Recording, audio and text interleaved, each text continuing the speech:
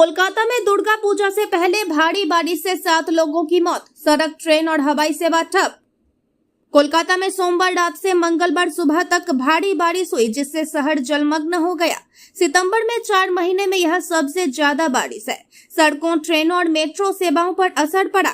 Kolkata airport पर भी विमानों का संचालन प्रभावित हुआ, जिससे कई फ्लाइट रद्द हुई। बारिश से जुड़ी घटनाओं में 7 लोगों की मौत हुई।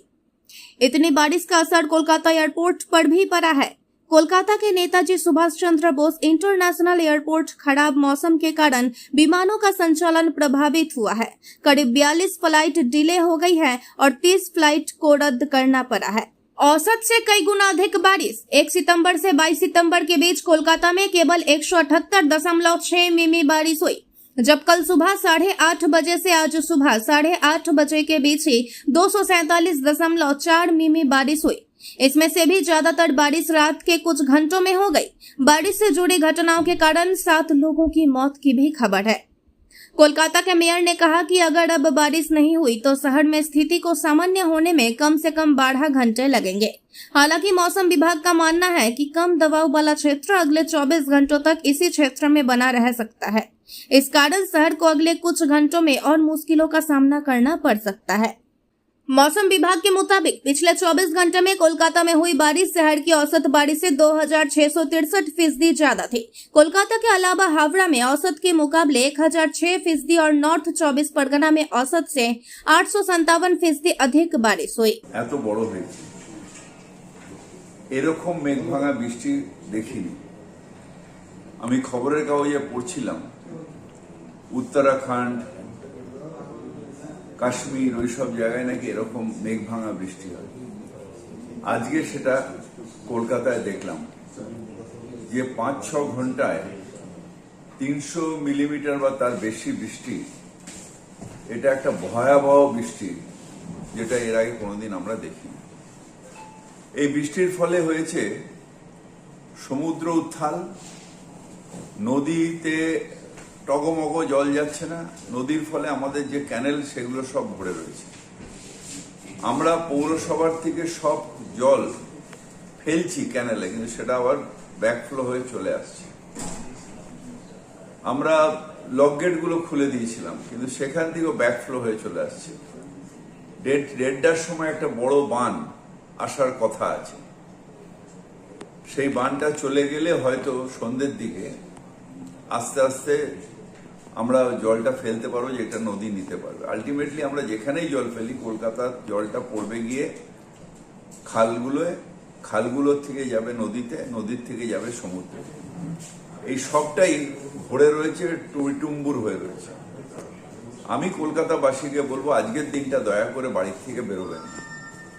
অনেকগুলো জায়গায় এরকম বেরিয়ে বিদ্যুৎ পৃষ্ঠ হয়েছে, যেখানে আমাদের লাইটগুলো জ্বলছিল না, কিন্তু যাই হোক কোনো মিটার ঘর নিচে ছিল, কোথাও রাস্তার ধারে ফ্রিজ ছিল। এগুলো সব থেকে বেশি বৃষ্টি হয়েছে গড়িয়ার দিক থেকে নিয়ে ওই সমস্ত জায়গায়।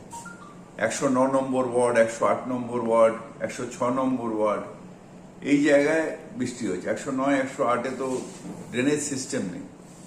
আমাদের যেখানে পাম্পিং স্টেশন আছে সেখানেও জলগুলো, আমাদের যে পাইপ আছে সেই পাইপ দিয়ে জল যাবার একটা ক্যাপাসিটি আছে, যেটা 20 mm পার ঘন্টা। 300 mm জল যেতে গেলে এমনি স্বাভাবিকভাবেই কত ঘন্টা লাগে। আর সেই জলটা ফেলছি যখন ক্যানেলে, সেই জলটা আবার ব্ল্যাক ফ্লো হয়ে চলে আসছে, কারণ সব ভর্তি। চারিদিকে কলকাতার চারিদিকে নদী নালা যত আছে সব ভর্তি হয়ে রয়েছে। 50,000 रुपए के लिए पति ने अपने परिजनों के साथ मिलकर की पत्नी की हत्या, थाने में शिकायत, जांच में जुटी पुलिस। पश्चिम बंगाल आसनसोल अंटाल थाना अंतर्गत बंकोला ताड़ बांग्ला इलाके के रहने वाले कुंदन पासवान सहित उसके माता पिता, भाई बहन और जीजा के ऊपर उसकी पत्नी की हत्या करने का आरोप उसके ससुराल वालों ने लगाया है, जिसकी एक लिखित शिकायत भी अंटाल थाने में दी गई है। बताया जा रहा है कि बिहार मनकट्ठा लखीसराय के रहने वाले नरेश पासवान, उनकी पत्नी फुलबंती देवी ने पश्चिम बंगाल बंकोला ताड़ बांग्ला आसनसोल अंटाल के रहने वाले कुंदन पासवान के साथ 29/5/2025 यानी कि 4 महीना पहले विवाह करवाया था। यह सोचकर कि उनकी बेटी अपने पति के साथ मिलकर नया घर संसार बसाएगी और काफी खुश रहेगी। बेटी ज्योति देवी की शादी में अपना जमीन बेचकर दहेज के रूप में 3 लाख रुपए सोना चांदी के जेवर साजो सामान दिए, पर दहेज के 3 लाख रुपए में 50,000 रुपए बकाया रह गया, जिस कारण कुंदन पासवान ही नहीं बल्कि उसके पिता और मां सहित उसके भाई और बहन के अलावा उसका जीजा और भाभी भी फोन कर मांग कर रहे थे, साथ में धमकी भी देते थे, यह कहकर कि अगर उन्होंने पैसे नहीं दिए तो वह अपनी बेटी वापस ले जाए, अन्यथा अंजाम बुरा हो सकता है। ठीक ऐसा ही हुआ। रविवार को सुबह तकरीबन 6 बजे कुंदन ने ज्योति के घर वालों को फोन कर यह जानकारी दी कि उनकी बेटी ज्योति ने आत्महत्या कर ली है। ज्योति की लाश की तस्वीर भी कुंदन ने ज्योति के माता पिता को भेजकर यह कहा कि वह आकर अपनी बेटी की लाश ले जाएं। अपनी बेटी की मौत की खबर सुन ज्योति की मां फूलबंती देवी और उनके पिता नरेश पासवान का रो रो कर बुरा हाल है। वह जैसे तैसे आसनसोल पहुंचे हैं। इस बीच 3 दिनों से ज्योति का शव आसनसोल जिला अस्पताल में लावारिस अवस्था में पड़ा हुआ था, जिस शव का सुध लेने वाला तक कोई नहीं था। ज्योति का मंगलवार को पोस्टमार्टम हुआ है। पोस्टमार्टम के बाद ज्योति के माता और पिता आसनसोल जिला अस्पताल पहुंचे, अपनी बेटी का शव देख अपना आपा खो दिए। वहीं ज्योति की मां फूलबंती देवी अपना छाती पीट पीट कर दहाड़ लगाकर रोने लगी। यह कहती रही कि क्या उसकी बेटी की जीवन की कीमत 50,000 रुपए थी, जिसके लिए उसके पति और उसके परिजन ने इसकी हत्या कर दी। उनको अगर ज्योति को नहीं रखना था तो वह ज्योति को वापस भेज देते, पर उसकी हत्या क्यों की? फिलहाल पुलिस मामले की जांच कर रही है। 3 लाख उसमें 50,000 बच गया। वो खाना दिया, एक बार गोड़ में हाथ में सब सारा सामान दिया है। अजय उसी लिए फांसी से मार दिया मेरा बेटी। पूरा फैमिली फोन करते थे तो सारा नंबर ब्लॉक कर देता है। एक नंबर ब्लॉक डाल रखा। एतवार के दिन मारा है, एतवार के दिन जो दिन संडे रहता है उस दिन मारा है। रात में मार के मेरा दिखाया वीडियो फोटो दिखाया, हम नहीं पतिया रहा कि मार दिया। हम जो कम सोचता है कि झूठ बोल रहे हैं। सब देखे कि हमारा क्या नाम था आपका बेटी का? ज्योति कुमारी है। किसने मारा है?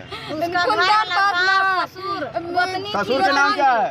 नगीना पासवान, नगीना चंदन पासवान, काजल पासवान, सरिता देवी। अगर उसका भौजाई है, भौजा के नाम नहीं जानते हैं।